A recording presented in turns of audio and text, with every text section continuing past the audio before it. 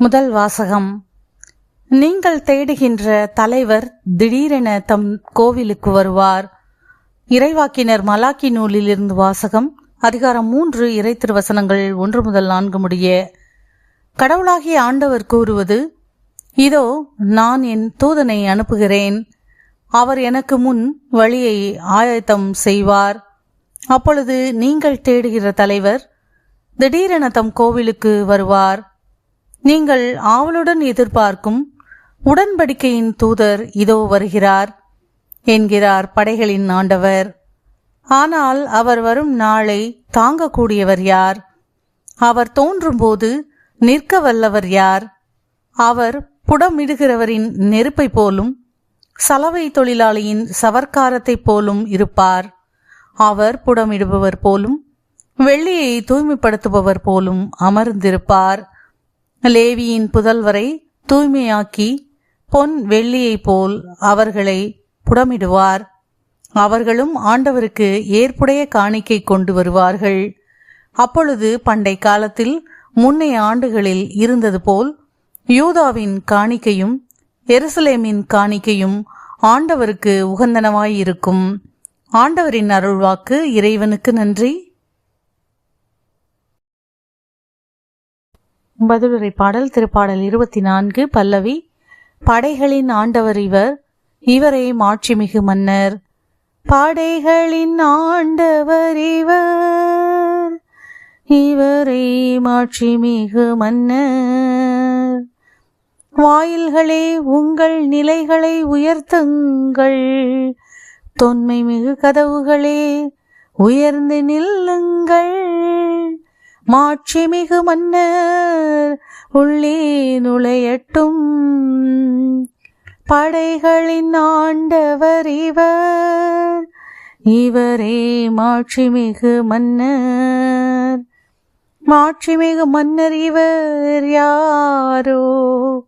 வலிமையும் ஆற்றலும் கொண்ட ஆண்டவர் இவர், இவரே போரில் வல்லவரான ஆண்டவர், இவரே போரில் வல்லவரான ஆண்டவர். படைகளின் ஆண்டவர் இவர், இவரே மாட்சிமிகு மன்னர். வாயில்களே உங்கள் நிலைகளை உயர்த்துங்கள், தொன்மை மிகு கதவுகளே உயர்ந்து நில்லுங்கள்.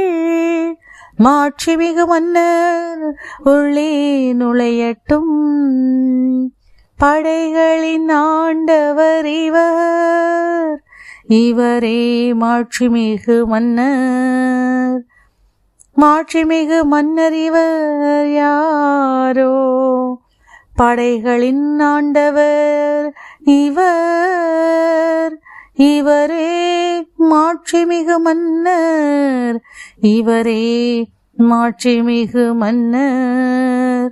படைகளின் ஆண்டவர் இவர், இவரே மாட்சிமிகு மன்னர்.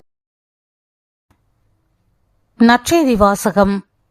உமது மீட்பை என் கண்கள் கண்டுகொண்டன. லூக்கா எழுதிய தூய நற்செய்தியிலிருந்து வாசகம். அதிகாரம் 2 இறை திருவசனங்கள் 22 முதல் 32 முடிய. மோசேயின் சட்டப்படி தூய்மை சடங்கை நிறைவேற்ற வேண்டிய நாள் வந்தபோது குழந்தையை ஆண்டவருக்கு அர்ப்பணிக்க அவர்கள் எருசலேமுக்கு கொண்டு சென்றார்கள். ஏனெனில் ஆண் தலைப்பேறு அனைத்தும் ஆண்டவருக்கு அர்ப்பணிக்கப்படும் என்று அவருடைய திருச்சட்டத்தில் எழுதியுள்ளது. அச்சட்டத்தில் கூறியுள்ளவாறு 2 மாடப்புறாக்கள் அல்லது 2 புறா குஞ்சுகளை அவர்கள் பலியாக கொடுக்க வேண்டியிருந்தது. அப்போது எருசலேமில் சிமியோன் என்னும் ஒருவர் இருந்தார். அவர் நேர்மையானவர், இறை பற்று கொண்டவர், இஸ்ரேலுக்கு வாக்களிக்கப்பட்ட ஆறுதலை எதிர்பார்த்திருந்தவர். தூய ஆவியை அவர் பெற்றிருந்தார். ஆண்டவருடைய மெசியாவை காணும் முன் அவர் சாகப் போவதில்லை என்று தூய ஆவியால் உணர்த்தப்பட்டிருந்தார். அந்த ஆவியின் தூண்டுதலால் அவர் கோவிலுக்கு வந்திருந்தார். திருச்சட்ட வழக்கத்திற்கு ஏற்ப செய்ய வேண்டியதை குழந்தை இயேசுவுக்கு செய்து முடிக்க பெற்றோர் அதனை உள்ளே கொண்டு வந்தபோது சிமியோன் குழந்தையை கையில் ஏந்தி கடவுளை போற்றி, ஆண்டவரே, உமது சொற்படி உம் அடியான் என்னை இப்போது அமைதியுடன் போக செய்கிறீர். ஏனெனில் மக்கள் அனைவரும் காணுமாறு நீர் ஏற்பாடு செய்துள்ள உமது மீட்பை என் கண்கள் கண்டு கொண்டன. இம்மீட்பே பிற இனத்தாருக்கு வெளிப்பாடு அருளும் ஒளி. இதுவே உம் மக்களாகிய இஸ்ரேலுக்கு பெருமை என்றார். ஆண்டவரின் அருள்வாக்கு. கிறிஸ்துவே உமக்கு புகழ்.